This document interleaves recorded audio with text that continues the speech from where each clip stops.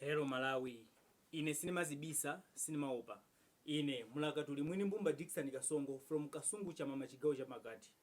Ndikufuna ndikufotokozera Malawi anzanga, Musapusitsike wachifwamba chigawenga chimene chikuti phanthuchi Chakwera. Sete zili mati mmatako.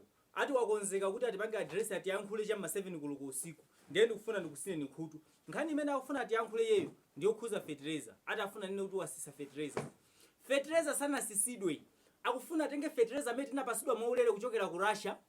Amene tinapasidwa kuti tigawidwe mwaulere uja. Ndi amusiye mmisika. Amene yakatha basi. Bwanja kusisa fertilizer kuti angusala 3 days kuti tivote. Iye yangofuna mavoti tisapuse.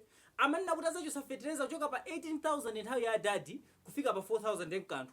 Wamuchosa pa 18,000 nthawi ya dadi kumufika pa 190,000. Mukamuvotera Chakwera muzionera kuti teremu yake yosatira muzagula fertilizer 500,500,000 thumba. Wakonzekera kugwesa ndalama sosati masewera. Ndulamulo chisiro okhawo omwe ifeta ya chiteze sitinachidilawepo chiteze timachithawa ndipo timachopa. Amalawi tisapuse musabese voti chisiru chili chikuwesesa kupanga chikutenga ndalama kumapasa mafumu. Ndiye panopa chimene chikufunika tingomumvera mbwerera zakezo osampasa voti Chakwera. Ife kuno ku Kasungu cha mama chigawo cha pakati tagwirizana kuti tivotere DPP chifukwa ndi imene ndikuthekera kowina.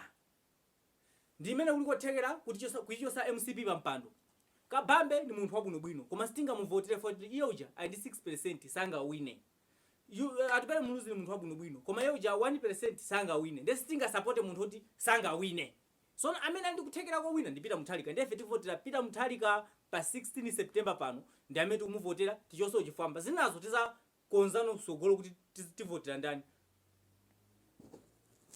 Kumene koto kunali kulankhula kwa bambo Dicksan Kasongo kuchokera kucha mama mboma la Kasungu kuwachenjeza Malawi kuti nthawi yathakale iyi musalole kuti olemekezeka mtsogolo dziko lino Dr.